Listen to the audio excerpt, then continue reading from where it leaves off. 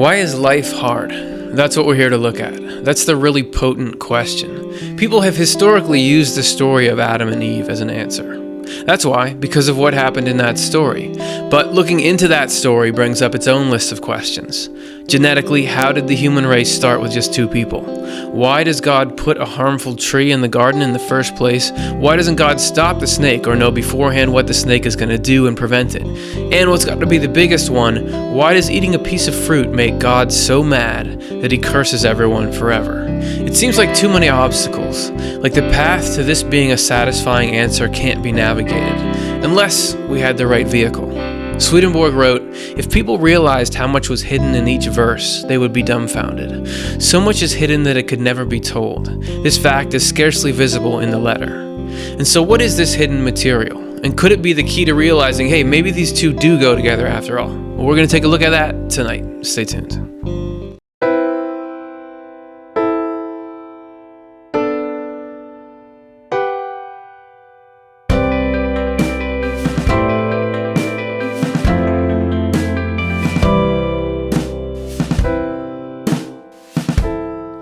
Okay, everybody, welcome back to another episode of Swedenborg and Life. Thank you very much for coming. If we can make it through this one, we can get through anything. I say that because this is one of the more technical episodes. My name is Curtis Childs. To begin, I'm with the Swedenborg Foundation, and what we're going to look into today is what Swedenborg began his entire spiritual writing phase with, which is an explanation of the meaning of the stories in the Old Testament. And he was doing this in his huge work, Secrets of Heaven, going verse by verse, explaining everything, and he wasn't selling any books. I mean, he wasn't moving, he was giving away the proceeds, but he wasn't moving any books because it was hard to understand, and people, wait, I don't get this, why do you have this, what does this mean, so he switched and started doing things that would interest people and bring them back to it, but we're just going to go right after that, right after this tough stuff, because it's fascinating once you can get through the technical side of it, the meaning that he pulls out of these stories. It goes from being confusing, why are these stories relevant, what do they mean, to like, oh, that's cool. That means something, and it teaches you something about life. So we're going to try to take that, make that transformation happen with one of the more famous stories in the Bible tonight, the story of Adam and Eve. And while we're going, if it gets confusing or if you think something's interesting, you want to comment on it, get your questions and comments in. At the end of the show, we're going to have a look at it all. And you can help me, because this is like a complex story for me to remember how to tell as well. So you help me tie it together if I leave something out. Cool. Thanks. All right, let's take a look. We're going to get right into it, starting with the garden.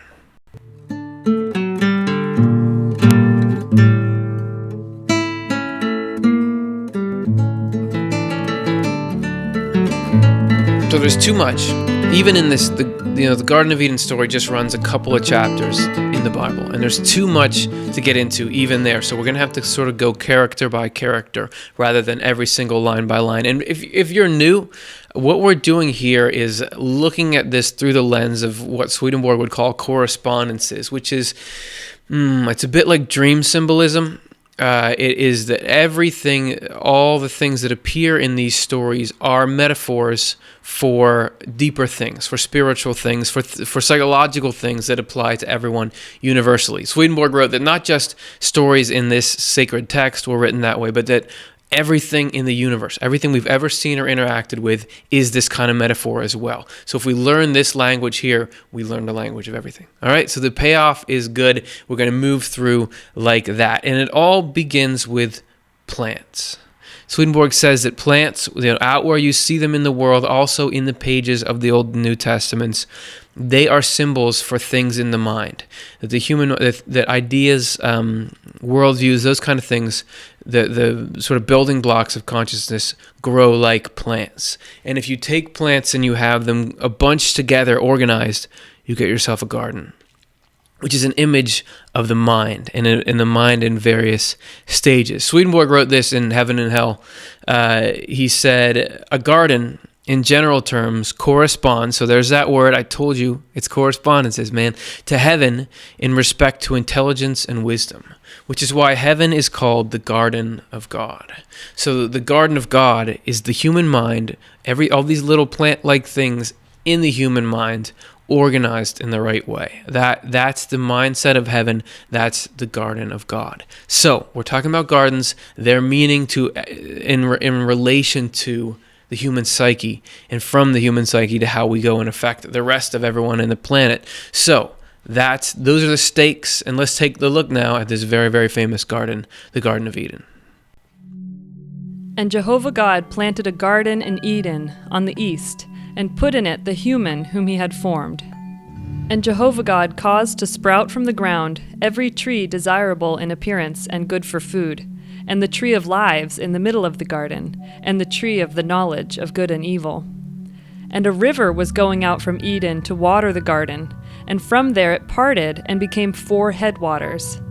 The name of the first is Pishon. It is circling the whole land of Havilah, where there is gold. And the gold of that land is good. There is bdellium there, and shoham stone. And Jehovah God took the human and put the human in the Garden of Eden to cultivate it and to guard it. So there you have the beginning of the story. And there is a lot in there, and we're actually even that was truncated, like we took parts out, and even from that piece that we gave you, we're going to have to pull things, we're going to have to skip over some things because there's so much material. Swedenborg wrote lots and lots of volumes, 15 volumes in the current translation, just on the first couple books of the Old Testament. So there's a lot in there.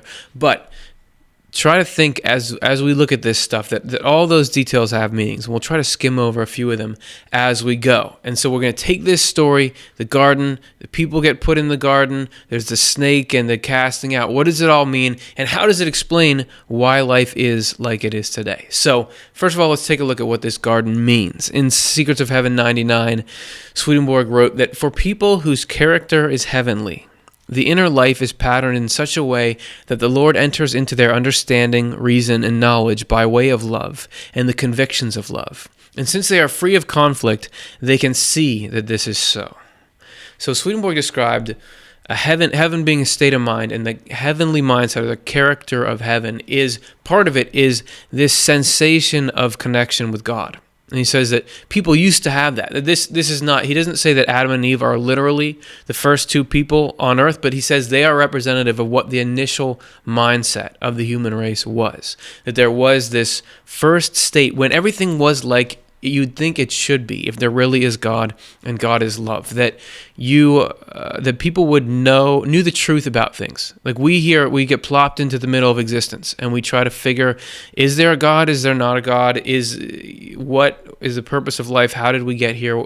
Is there a meaning to life? What's going on here? We don't know. And how do you love people? How do you act? Sometimes it seems like you don't know the right way to act. All this stuff is a mystery, but back in the day, you could have direct access to these kind of things. People will have near-death experiences now, and they'll say, I had all this knowledge. I just knew all this stuff. And it used to be like that because of the initial garden state. And he talks there about trees. And there was rivers. In the Bible verse, there was trees, there was rivers, all that kind of stuff. And we have an image of those here. All this stuff, when we show these images, let your mind wander on them, knowing, okay, this is overall the picture of the mind, the ideal mind state. What does all this stuff mean? The trees, we're going to focus on a couple trees in a minute. Rivers have to do with intelligence and wisdom. Water is a correspondence for truth. So what water does in the physical world, waters things, cleans things, gives life. That's what truth does within the mind. And these rivers that are mentioned there are these images of the wisdom of that heavenly mindset. And then it talks about gold and jewels, and that it comes in this pair. The gold is about goodness and love, and the jewels are about truth and wisdom. And that because you have stones meaning truth in general. See how technical this is? This is why it's hard for people to stay interested. But it's coming in this pair because everything is paired, just like we have thoughts and feelings. That same pairing. So the gold has to do with the feelings, and the gems, the precious stones, have to do with the thoughts. And that the things that people have in the heavenly mindset are that valuable. That there's that kind of stuff just sitting on the ground there. So that is what all that stuff symbolizes. But let's start to fill out our cast of characters here. Our first character, and some of these aren't going to seem like characters. I mean, even this one is a stretch, but we're going to take a look at what is often called the tree of life or the tree of lives. And so As we take a peek at this, it'll have its own little intro video. Start to get a sense of what does it mean to you, because what it means is what we base the whole story on. So here it is, the tree of life.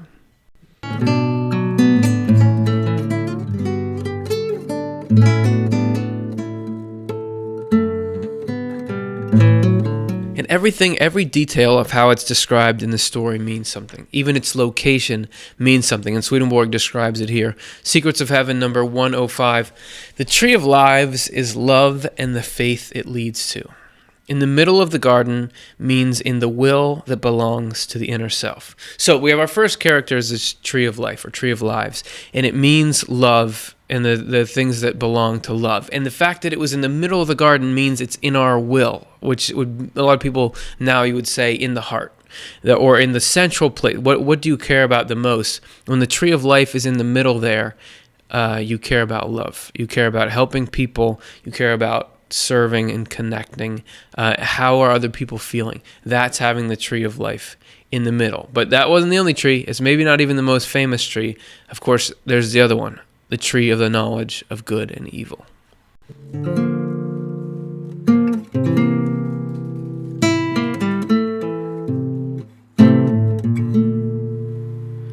So, if the tree of life is having love central to your life, what is this tree of knowledge of good and evil? And Swedenborg gives commentary on it, of course. The tree of knowledge of good and evil symbolizes faith based on evidence from the senses, that is, on secular knowledge.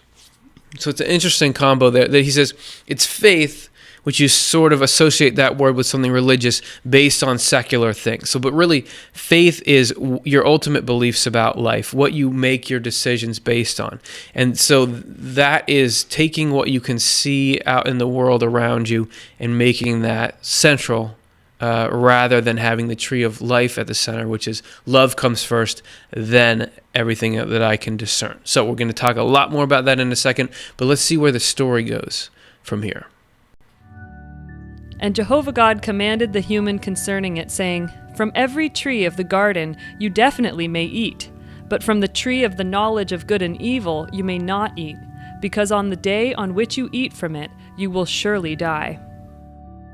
So there's pretty dire consequences for chomping the fruit of the tree of the knowledge of good and evil. But just an aside, you don't die when you eat it. I mean, Adam and Eve, spoiler alert, Adam and Eve do eat from that tree of knowledge of good and evil, and they don't die, do they? They keep on going, and they live, and they have children, and all this stuff. So what is that death, and what is eating from the tree of the knowledge of good and evil? Secrets of Heaven 126.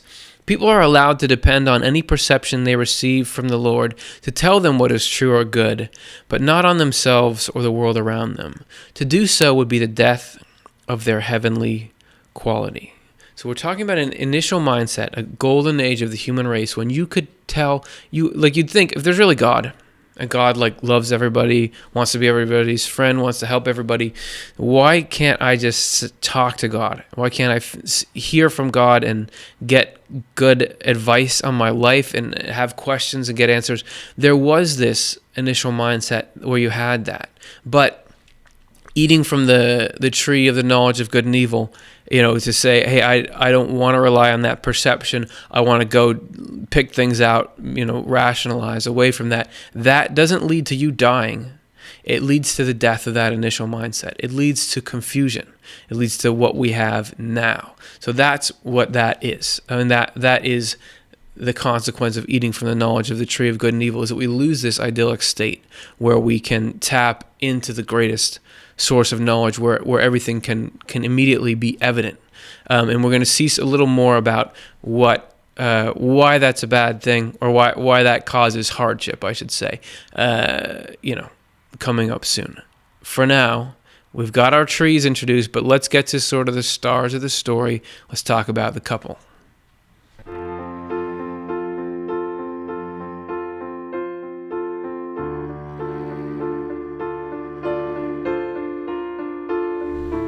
Okay, so the story moves on from here. Let's take a look at Genesis. We're in chapter 2 now, verse 7. And Jehovah God formed a human, dirt from the ground, and he breathed into the human's nostrils the breath of lives, and the human was made into a living soul. So we got a new character now. And again, let's introduce ourselves to this character and start to open up the mind to what could he be, what could he mean. So here's Adam.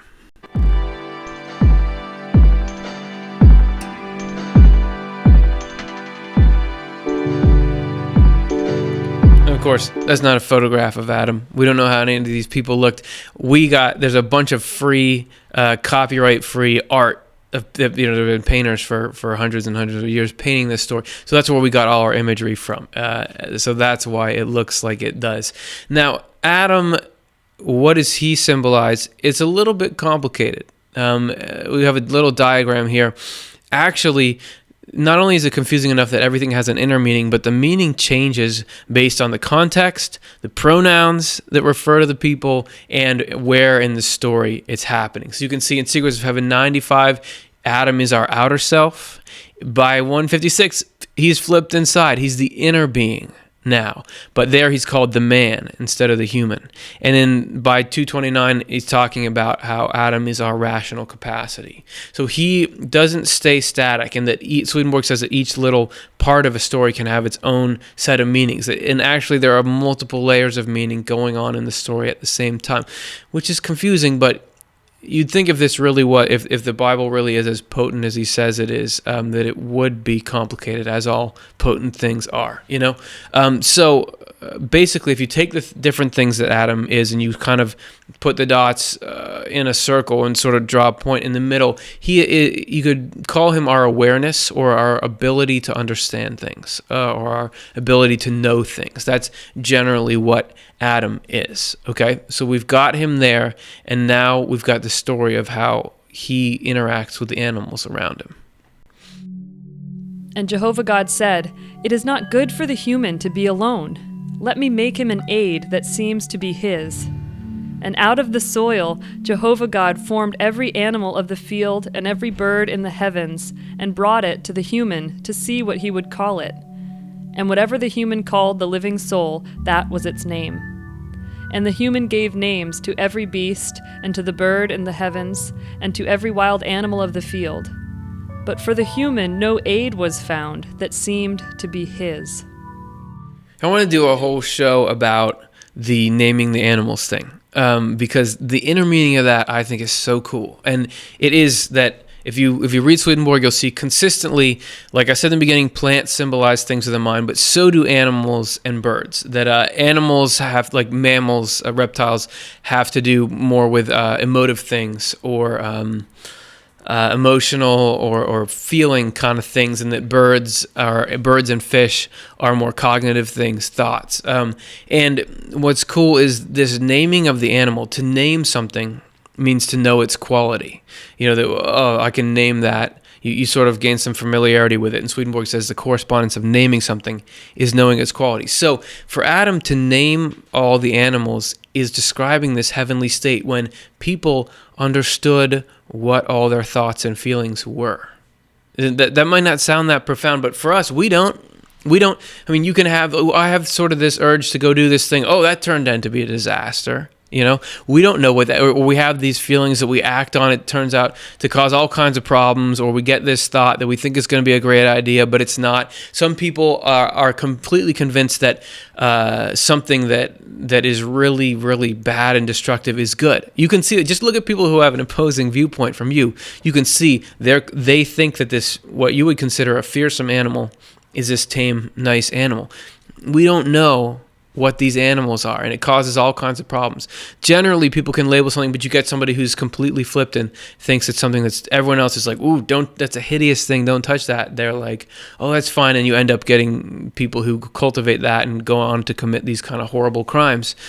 We don't know what the animals are. We don't know what's running around in the mind. There's generally is not good taxonomy, but in that initial heavenly state, you get people who can you know what you're dealing with. This is something I need to leave alone. This is something to pursue. This is something to just muse on. I mean, that sounds like a cool state when you're naming the animals. But at the end of that, it says that Adam named all the animals but didn't find an aid that seemed to be his. And Swedenborg has commentary on what that phrase, an aid that seemed to be his, mean. This is Secrets of Heaven 142.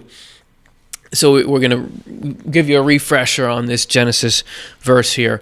And the human gave names to every beast and to the bird in the heavens and to every wild animal of the field. But for the human, no aid was found that seemed to be his.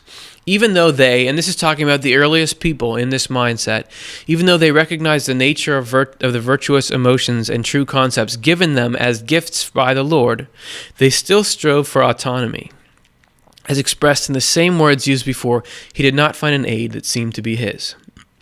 So people want to feel like they're separate. So you have this initial state, everything's great. You can tell, oh, God is giving me this thought. God is giving me this feeling. But like a kid growing up, you want to start to do things for yourself. I want to move a little farther from the mother tree. I want to move out. People were wanting to be autonomous. People wanting to be their own people, and God is not a tyrant. So God says, all right, if that's what you want to do, we'll try this. All right, so the story continues. And Jehovah God made slumber fall on the human, and he went to sleep. But an important one, because this slumber is actually worth calling its own sort of character. So here we have Adam, and Adam is our sort of consciousness, our ability to know things, can recognize the thoughts and feelings within us and know what they mean and where they're going, but he falls to sleep.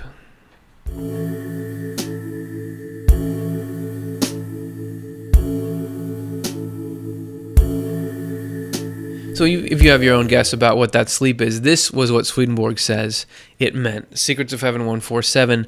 Slumber means a state brought over us to make it seem to us as if we have autonomy. This state is like sleep because in it we have no idea that we do not live, think, speak, and act on our own. But when we begin to realize how wrong this view is, we are roused from our sleep and wake up. So have you ever done any research into near-death experiences or something like that, where people say they have this, or it's not even all kinds of spiritual experiences, you have this sort of oneness experience. I could see it was all connected. We were all connected. I was connected to this source of light and love. How could I ever believe I was separate? Or people will say that if you're living kind of an ego life, you're separated from the source, or an unexamined life, you're separated for this. Separated from this. So this is the state of sleep that we're all in a way. That it seems to us like I don't need anyone, nobody needs me. I'm just one. I'm my own little separate life. I'm not connected to the greater life. That this is the sleep that Adam went into. So why did he go into it, and what does it mean? Let's continue. And he took one of his ribs and closed up the flesh in its place. And Jehovah God built a woman out of the rib that he took from the human, and brought her to the human. And the human said, "This time, bone from my bones and flesh from my flesh. This is why she will be called wife, because she was taken from man." So there you have Eve, and she's going to be introduced now as our next character.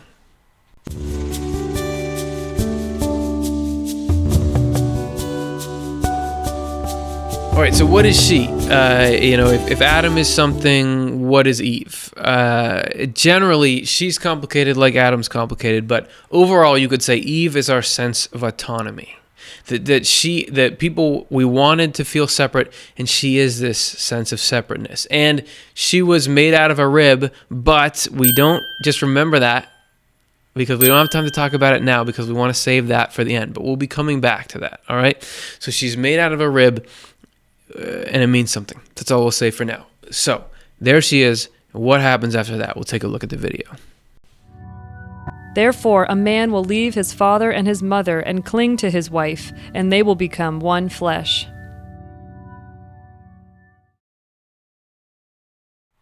So what does that mean, that joining together? All right, so now you don't just have Eve as a character, you have them together as a couple. So take a look at this and just think about, what does it mean to have sort of our sense of knowing things and our sense of independence together?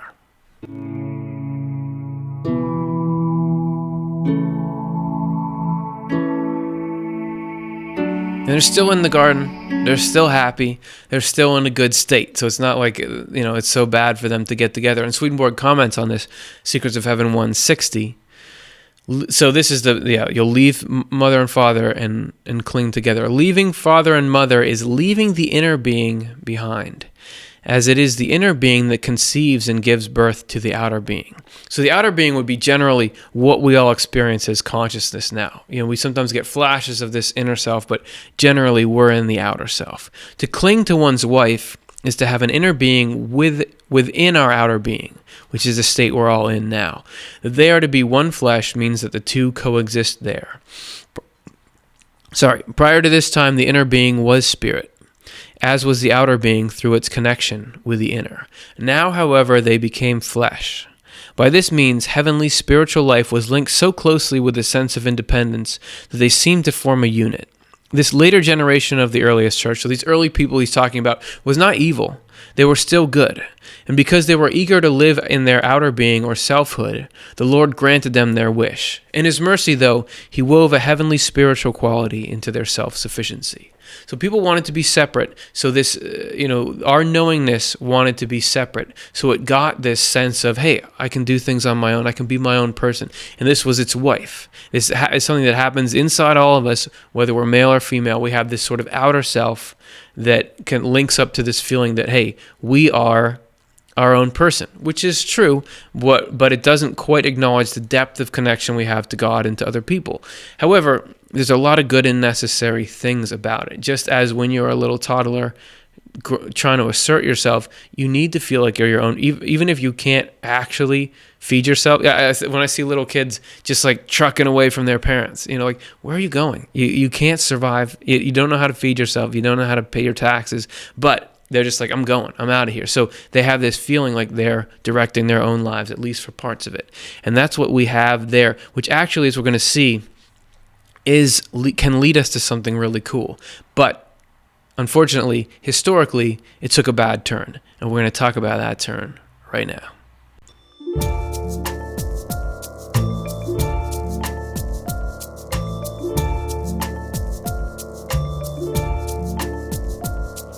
All right, you made it this far. It's tough. It's tough stuff, but you made it this far. I'm pumped, and now we get to talk about the snake. The snake is an interesting character, and I really like what it means and how it applies. So let's hear how the snake makes his entrance. And the snake was crafty above every wild animal of the field that Jehovah God had made. And it said to the woman, "Did God really say, 'You must not eat from any tree of the garden'?" So the snake shows up and he's like, man, are you sure that you heard God right? So what does it mean? What does that snake mean? And what does it mean he was crafty over every animal of the field? If you were paying attention earlier, that doesn't just mean, the snake is smarter than other physical animals. The animals are the things inside us. So what does it all mean? First, we're going to get there, but first, let's really let this character sink into the mind. And as you're looking at it, just think, what could this be and how can this play a role? So here's the serpent.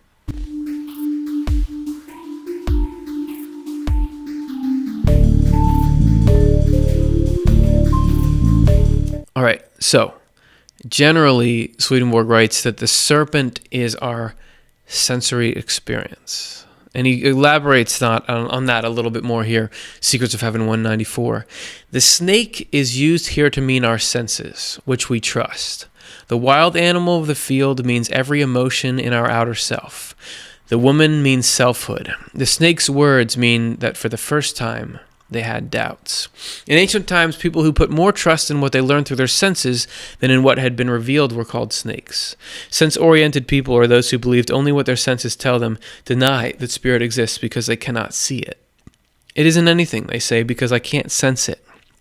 If I can see or touch something, then I know that it exists. So once we felt like we were sort of our own people, and we could do things, then we start to, before we had this direct perception of God, a direct perception of spiritual reality. But once we moved away from that, and the only thing we directly perceived anymore was our sensory input. And there, you start to look around and you say, is any of that stuff really real? So that was when the first doubt began to creep in. And it's not just like, oh, the worst thing is to whether or not you believe in an idea of God or not, but it's about, we said the tree of life, having that at the center is love at the center. God is inseparable from love. They're the same thing. So to start to move away from this connection to God is to start to move into rationalizing your way out of love, as we'll see in a minute. But let's let the story tell itself here. And the snake said to the woman, "You are not going to surely die, because God knows that on the day when you eat from it, your eyes will be opened, and you will be like God, knowing good and evil." So, continuing our story, Secrets of Heaven 204, Swedenborg says, if they ate from the fruit of the tree, their eyes would be open, means that if they scrutinized the tenets of faith from a sensory or factual standpoint, that is, from their own minds, they would clearly see that these tenets were not true.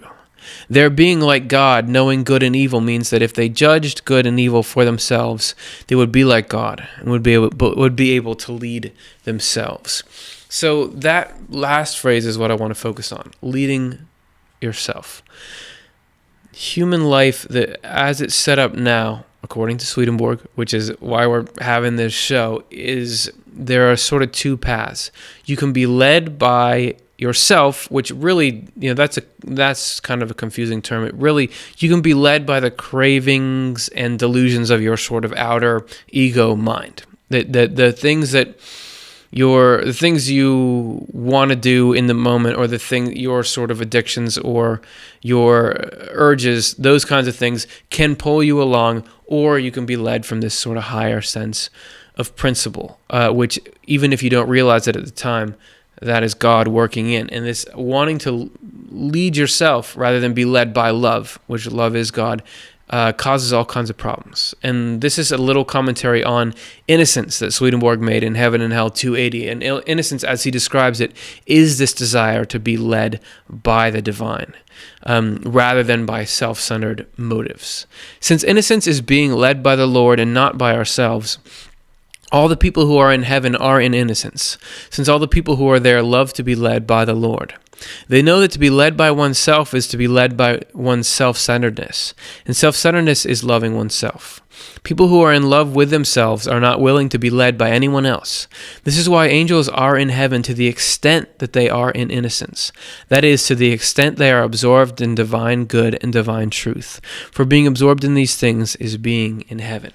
So it's not like, and it's confusing. Swedenborg uses this term, love of self, loving yourself like it's the worst thing in the world. And I know a lot of people struggle with self-esteem or with feeling good, or they get negative messages from other people or from their minds about themselves. So you want to love yourself, right? It's not the dynamic Swedenborg is describing here.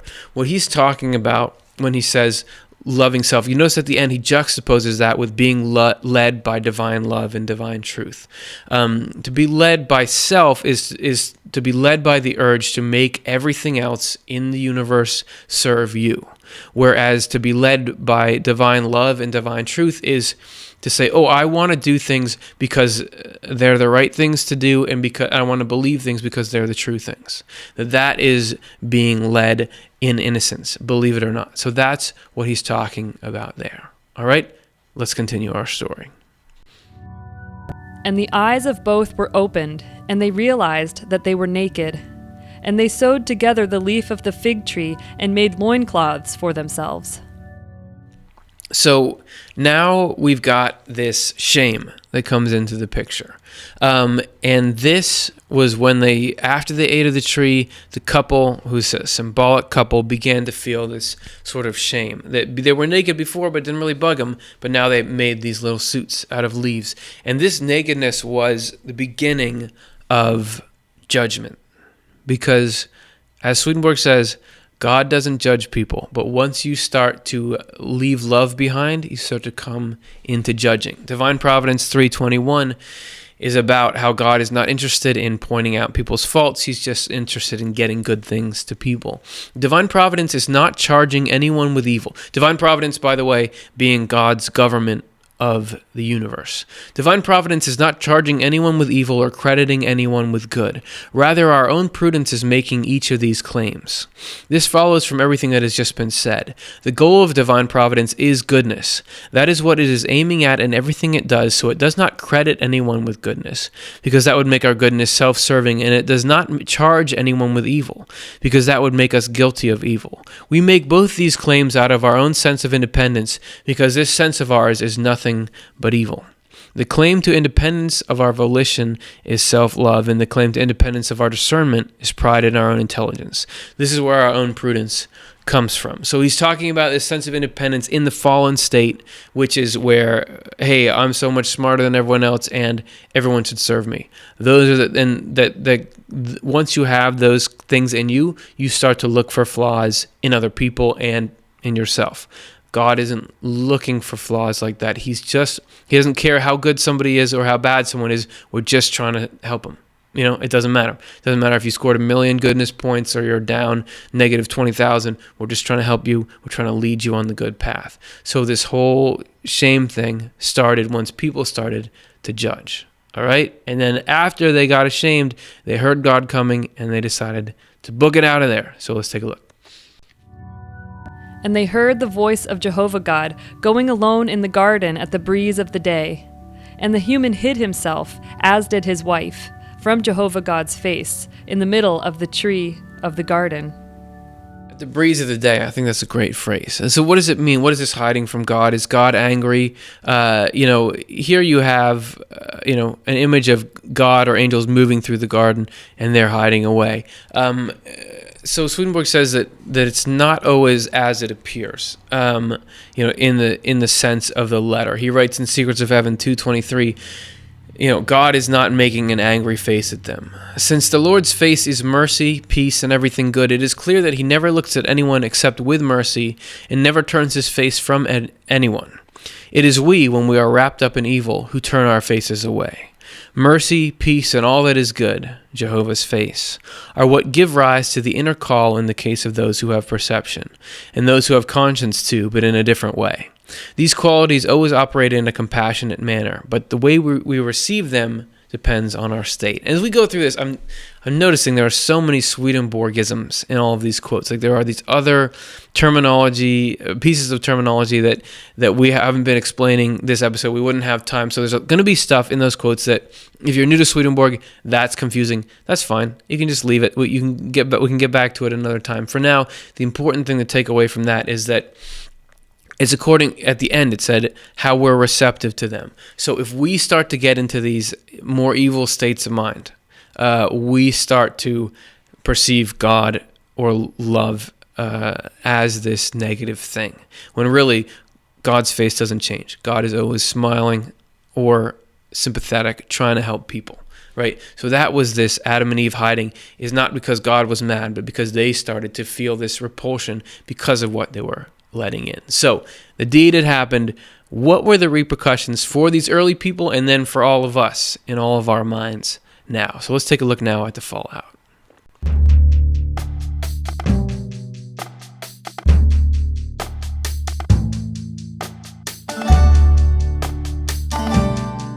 So you can't see it at the bottom of that picture. Eve is pointing at the snake.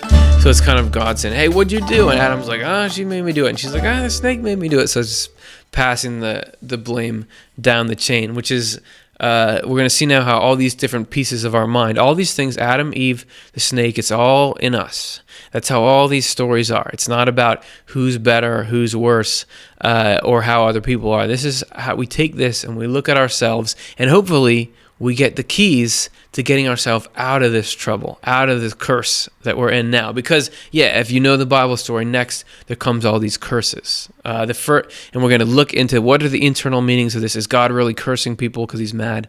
That kind of stuff. So first we got the curse on the snake. So the snake being our sensory experience, our outer sort of perception. What is the curse on the snake? And for that, we're going to look to Genesis 3. And Jehovah God said to the snake, because you have done this, a curse on you, above every beast and above every wild animal of the field. You will travel on your belly and eat dirt all the days of your life. Yipes. Well, I mean, it doesn't seem so bad. I mean, you gotta travel on your belly, but for snakes, that's advantageous ecologically. I mean, they can get into little holes and get their food. So on a physical level, it's not that bad. Snakes are very successful. They've done well for themselves. But what does it mean on a spiritual level? What is the symbolism in this story? What is that curse, and how did it come about? Secrets of Heaven 2:42.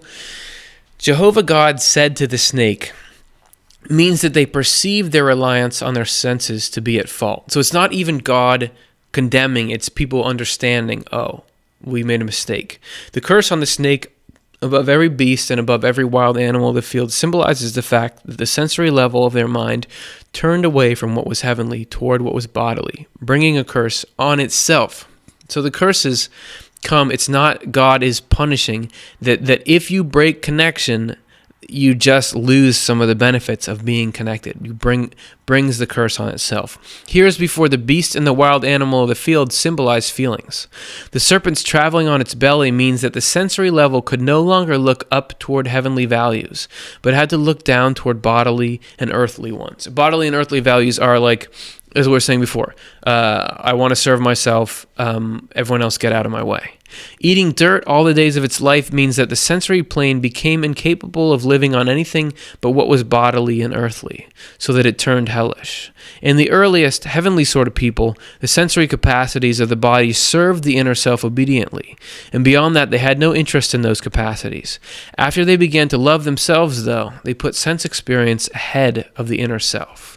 So another way to think about that is how much trouble in the world is coming about because people want sensory gratification.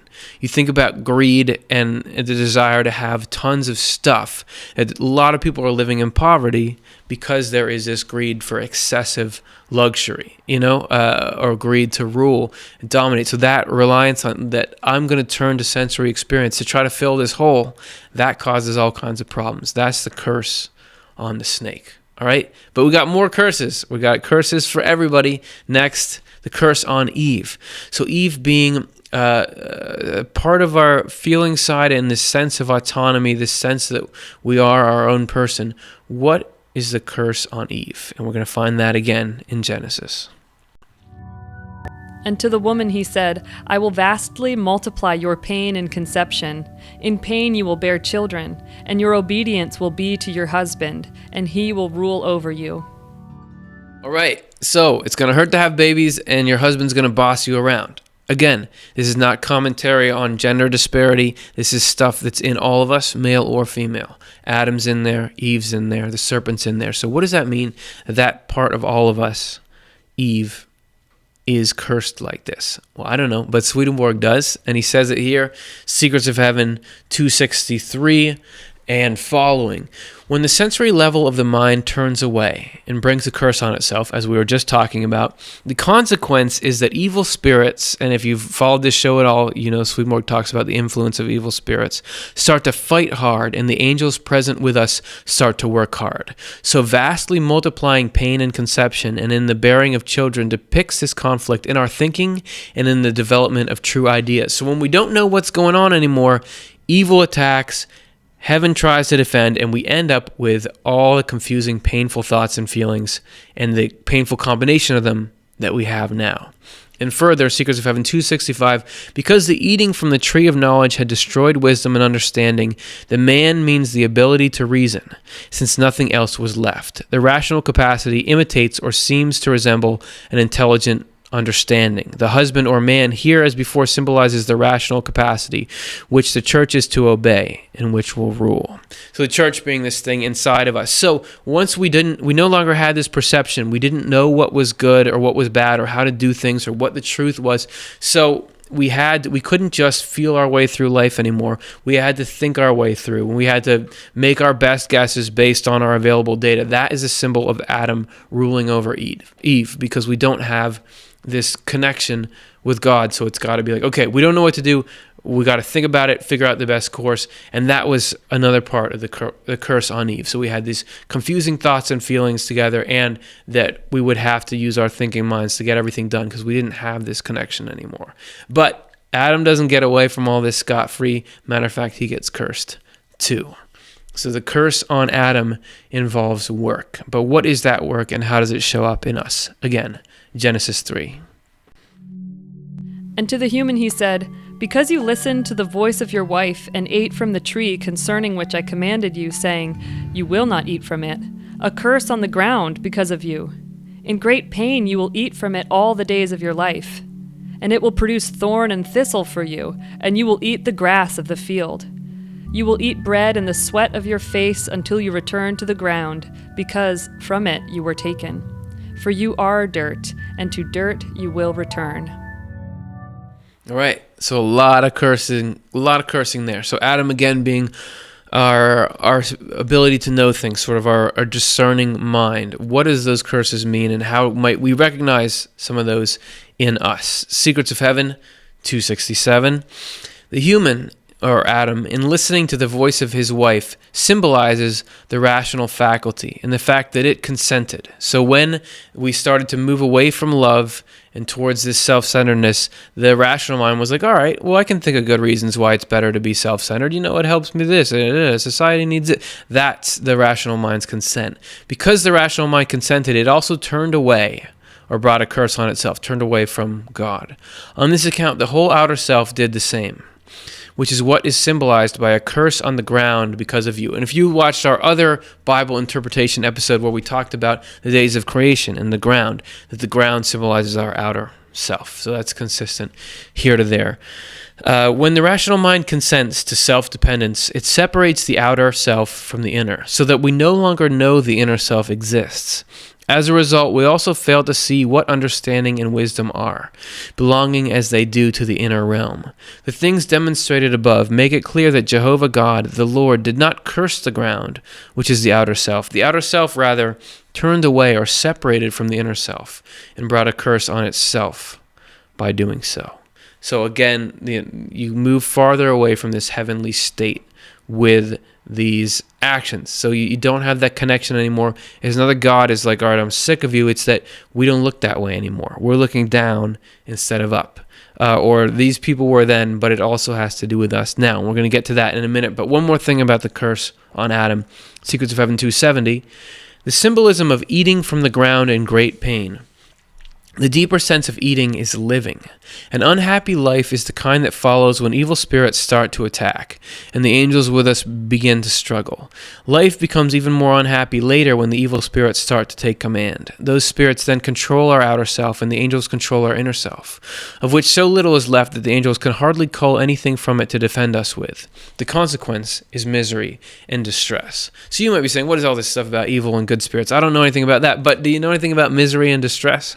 Swedenborg says all this stuff in our psyche is affected by the spiritual world. So if you want to, in place of evil spirits, painful thoughts and feelings, that's the conflict. There's nothing. Have you ever felt like there's no food in the mind? Like you're hungry internally and there's nothing there. That it's very hard for us to get food now. It's kind of like going from being a gatherer, you're out just picking wild edibles and eating, to now we got to till the ground and grow crops and water them and weed and chase away pests. That there's a difference. That happiness doesn't come easily to us. You know, it feels like it should, but it doesn't. And that this is part of it. All right. So those are the curses. And we don't end there, right? Because then there's no up note on the end. So I want to take this last segment here to put it all in context, look at how it has to do with this story is about the past, but it's also about the present and what hope we're moving towards. So let's take a look at part 5.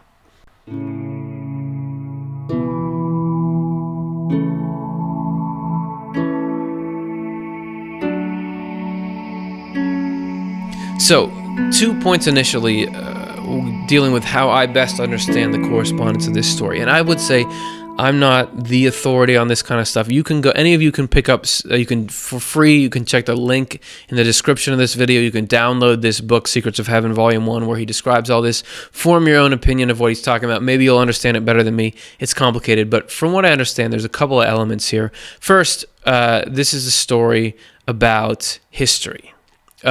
This is talking about our ancestors and why they got into the mindset that we now inherit today. Swedenborg says that spiritual things are passed down as physical things are. That physically we get how our bodies are made up and how they're put together through genetics, but that spiritually you have this thing that he calls heredity, but that mindsets, ways of looking at life get passed down. And that because there was this initial kind of fall that he's talking about here, where it went from an idyllic state to a longing to be independent, but with some goodness, to then love of power taking the spot of love to others.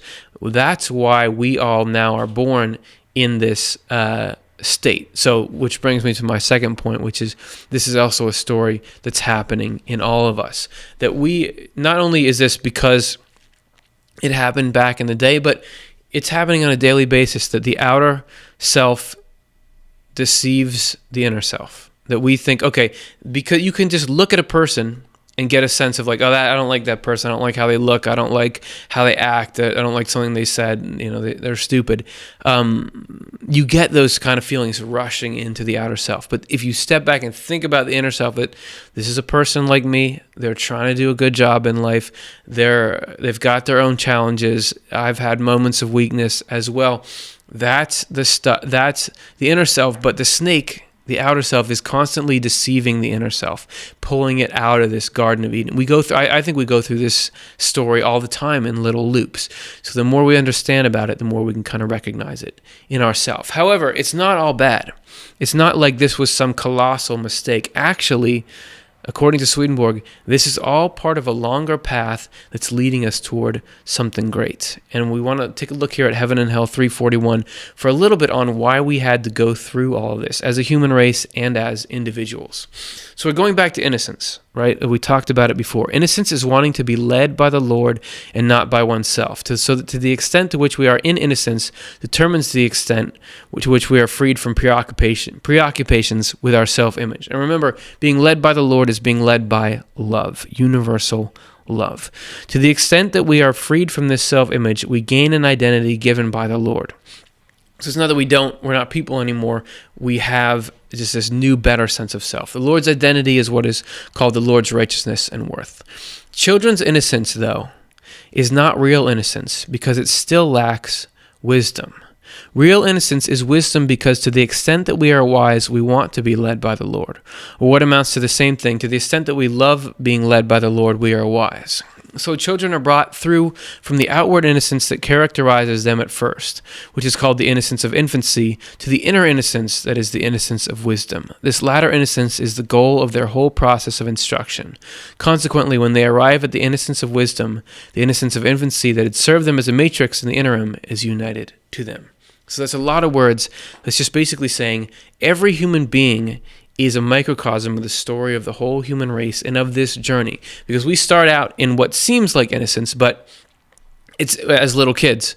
But it's the only thing we don't really have a choice about it. It's the only thing we know. But if we go down this road and we experience this autonomy and making mistakes and getting things wrong and figuring things out, we can eventually be brought to a free rejoining, where we say, I've seen life without this love and this connection to God. I want to get back there.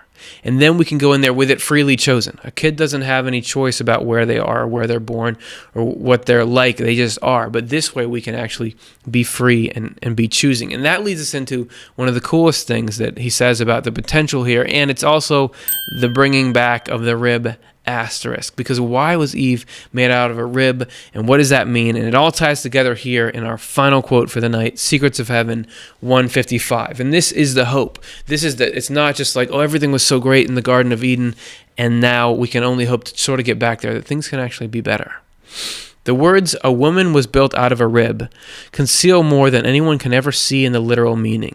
The inmost concern here is the heavenly marriage, which briefly is our heart and our mind united in love. The heavenly marriage is something that exists in our selfhood. Moreover, it is because of the heavenly marriage that our selfhood, or our sense of independence, after being brought to life by the Lord, is called the Lord's bride and wife. When the Lord brings it to life, our sense of self gives us the ability to perceive all the good desired by love and all the truth taught by faith. So it holds within it all wisdom and understanding, joined to an indescribable happiness. Still, a few words will not be enough to explain the nature of this living autonomy, called the Lord's bride and wife. I can offer only this much. The angels perceive that they live from the Lord, although when not reflecting, they are under full impression that they live on their own. This living selfhood is a sensation affecting all of them, telling them something has changed whenever they depart in the least from a loving goodness and living truth. They enjoy their customary peace and happiness, which defies description, when they share in the perception that they live from the Lord. A living sense of self is also what Jeremiah refers to when he says, Jehovah has created something new in the earth. A woman will encircle a man. This too is talking about the heavenly marriage, the woman symbolizing a sense of autonomy brought to life by the Lord. She is said to encircle the man because our self-life encircles us as the fleshed-out rib encircles the heart. So Eve is from a rib around the heart because there can be this joining, like there is there, of a sense of autonomy or a sense of self that's joined to love or joined to God. And that actually, when those two things go together, that can be the most potent thing. Because in that sense of God wants us to feel like life is our own. And when we have that feeling, but we don't use that feeling of life as our own to say, all right, well, this is my life. I'm going to mess everybody else up. I'm going to take things. I'm going to be powerful. I'm going to be cooler than everybody else. When we're instead, hey, I'm a person. I can contribute. I can give something to this world. I can, from myself, help people and love people. And that I am connected to God, and that this is a part of this makes my life better, and this is great, and I want to help.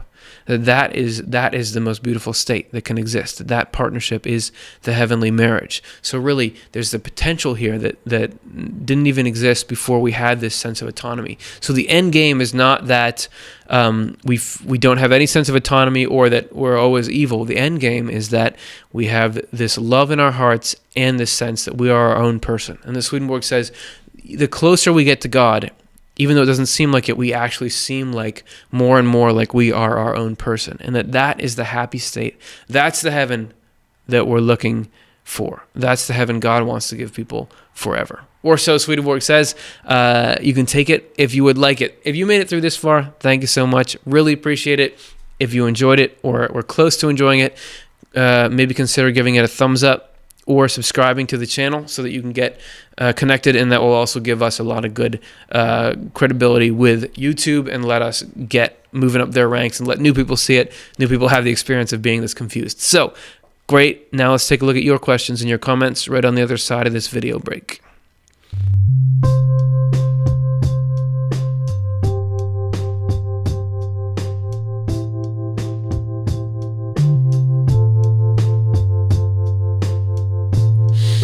Okay, so we got them. We got some questions, and I'm going to do my best to talk about them, and we'll see what comes of it. Let's take a look at the first one from YouTube. Deborah. Hi, Curtis. Thank you and Dr. Rose for the life-giving air of Swedenborg. Is there an online class, university, or college where I can drink more to quench this thirst of the truth Swedenborg offers? Thank you and stay blessed. Well, I think it's awesome that you're thirsty for more, and that's a very Swedenborgian way to put it because that's the correspondence. There are a couple of schools that are related to Swedenborg. That we've had representatives from both of them on this program. There is Brynathan College, brynathan.edu, that has programs in Swedenborg. There's also Pacific School of Religion, which we've had Dr. Jim Lawrence on the program from. You can look up either one of those. If you look at, I'm trying to think of there was Swedenborg Lying episode. You know that one? We had that. That has both guys from, I think, both colleges on there. So take a look, or just Google Swedenborg. I don't know how much both of those have in terms of online course offerings, but if they don't have them, bug them about it. Maybe they'll start to get on that. So glad you're pumped about it, Deborah, and I wish you the best of luck in your learning. Okay, let's get to the next one. This is Blender, YouTube. Swedenborg has to work hard to justify the Bible. Why didn't he just convey his experiences directly without referring to the Bible? He always says that you don't ever have to hear the Bible to get into heaven. Yeah, it seems like he had to work hard to justify the Bible because it's so hard for me to explain what he's talking about. Actually, it all starts... It's interesting because people who who like what Swedenborg has to say. Oftentimes sometimes there are people from a biblical type background. A lot of times it's not, because a lot of the stuff he's saying veers more toward what people who are interested in what you would now call spirituality, near-death experiences, other traditions, other faith traditions. It really goes well with all that stuff. That's part of what makes Swedenborg such an interesting case, is that he was so entrenched in the Bible as well, and that a lot of all these truths, all this stuff that resonates with people in Swedenborg's writings, a lot of that he got from this reading of the Bible. That's where that stuff comes out of. Even though when you get down to the source of it and try to read it line by line, it seems like, oh, you're dragging this thing along behind you. To him, that was the living source. It wasn't just like, oh, I have these experiences and sometimes I read the Bible. Like, the central thing for him was reading this text, and that was what informed him and gave meaning to these experiences. So even though it seems unbelievable, and it's a hard thing to convey, we work to convey it in little bits here, to him that was the foundation. And it was from that you pull everything else. Believe it or not. However, yes, he said you don't have to hear it to get into heaven. What you have to do is live a life of love and faith according to what you believe. So you will get there. The way he puts it, though, you can get really, really high-grade material out of the Bible. And it doesn't mean we gave you a bunch tonight, but it's in there. So those are my thoughts on it. Thanks very much for the questions. Next one, Lee, YouTube. If we are made in the image and likeness of God, how can we sin? So there's a passage in the Bible that says we're made in the image and likeness of God. And Swedenborg has a lot of commentary on that we aren't automatically the image and likeness of God. We can be. You can run into some people who are very... You would say, oh, I hope God's like that person. I mean, there's a lot of love coming out of that person, but there's plenty of people or plenty of states that we can get into where we're not acting very much like God at all. We're acting we sometimes call it human, but we call it animal sometimes.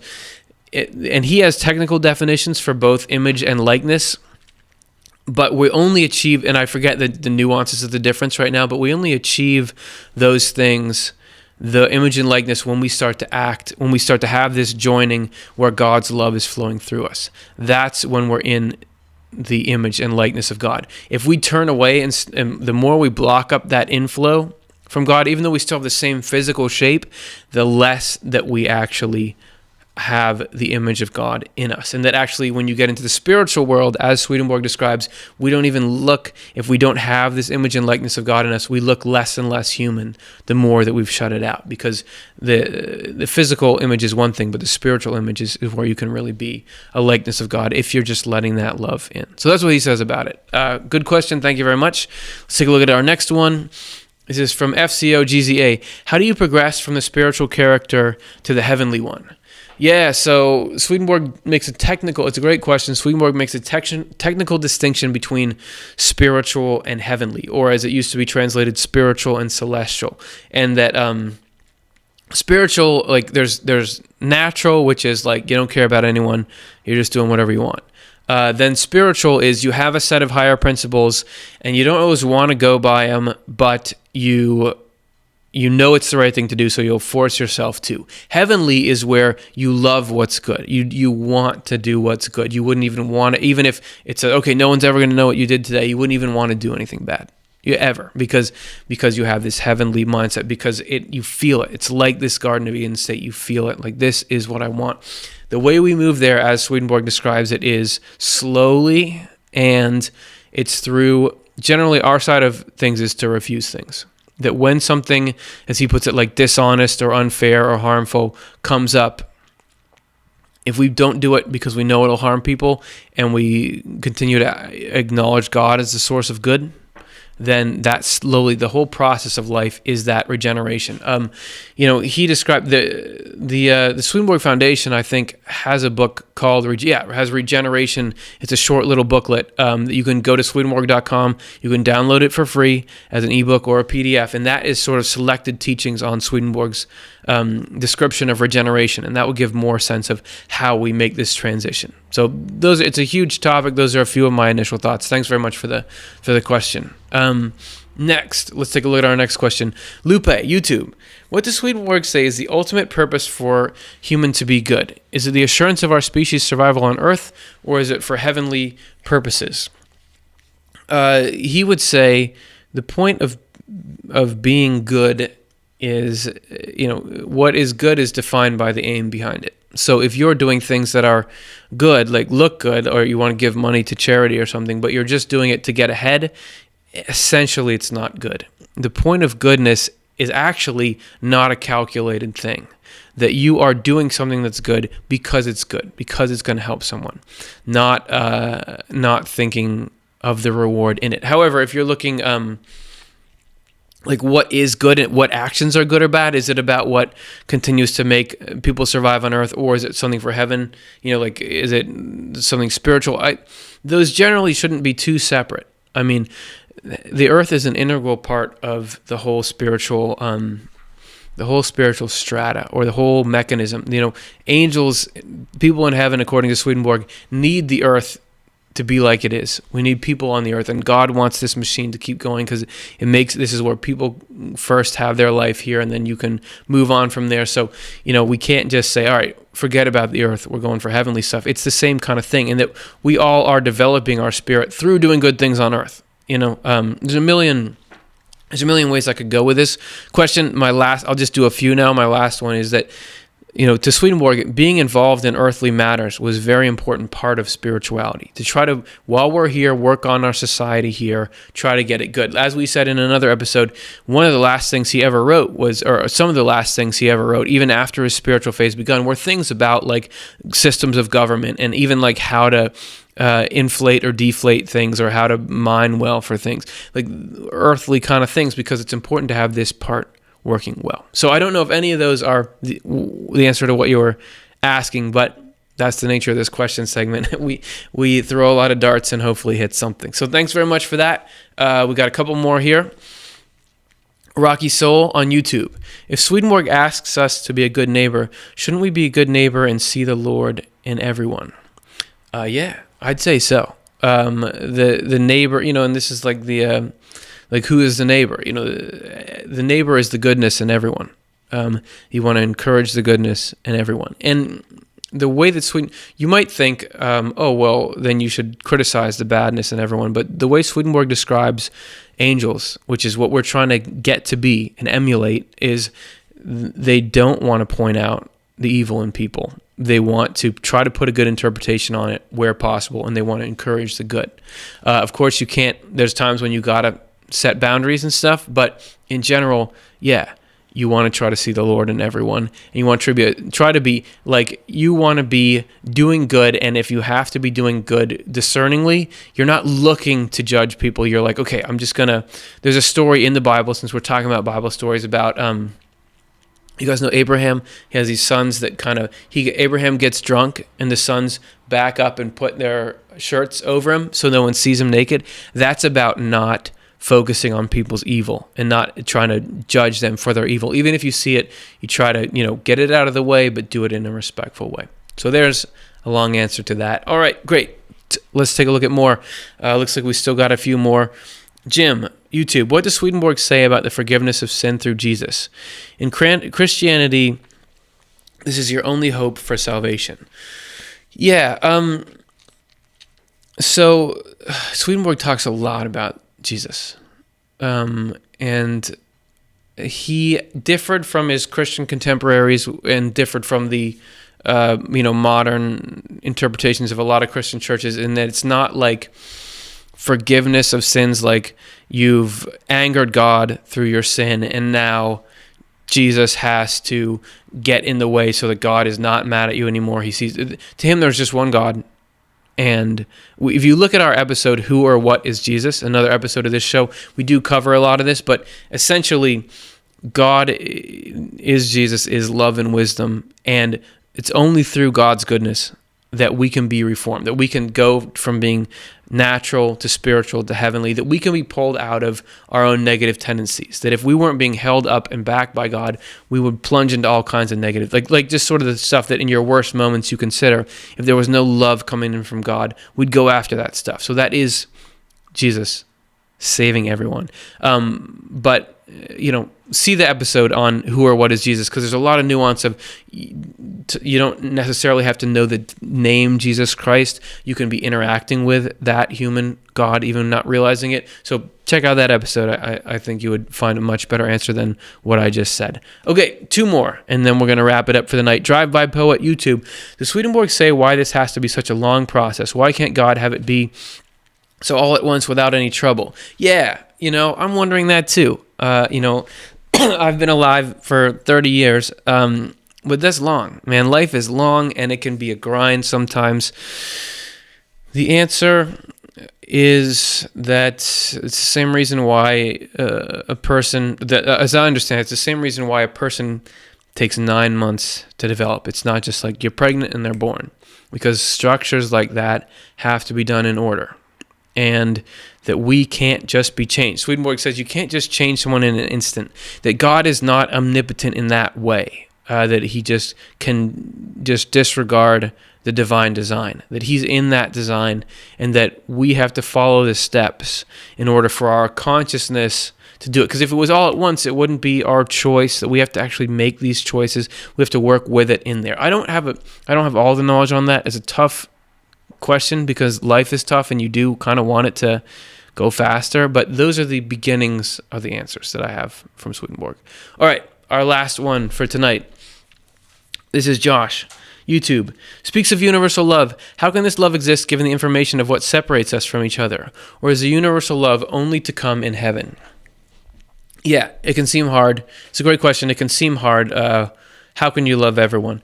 Love is not necessary. Love is not the same toward everyone. If there's somebody who is trying to kill people, the most loving thing is to stop them. It's not to say, okay, I want to support you doing what you're doing. It's not all love is the same. But as Swedenborg describes it, even if he says in, I think it's True Christianity, that you can still be practicing love or charity towards someone if somebody's breaking a law or attacking you or something like that. You have to go and send them to a judge or something like that, right? Where you have to get them convicted. You can still be acting lovingly towards them if you are wanting to become their friend when they turn around, and I have the ultimate intention of loving people. So even if you have all this, you can't necessarily interface with people's behavior. If you're wanting on some level life to turn out well for them, then we can start to get at that universal love. Like the neighbor is the goodness in everyone. So there's some people have seems like they have a lot of evil, but there's some goodness in what you can focus on there, or at least imagining them turning it around. Overall, are you on their team or not? Meaning, would you rather they just lose, or would you rather they figure out they're being bad and turn around? I think that's what we can kind of do with the heart. And before I go, our fact-checking team wanted to alert me that I said it was Abraham in that story with a shirt. It's actually Noah. What are you going to do, man? It's Noah. Okay, so if you guys like to see errors like that on live broadcasts, please consider donating to this program. We're a nonprofit organization. We depend on member support. We have a 5-to-1 matching grant. Just click this thing right here, make your donation, and that would be super, super helpful. Thanks, everybody. Really appreciate you coming out and thinking through this topic with me. Next week, we're going to be back, and we're going to go something completely on the other end of the spectrum. We're going to look at the spiritual significance of clothing. So if that sounds interesting, why wouldn't it? I'll see you next Monday.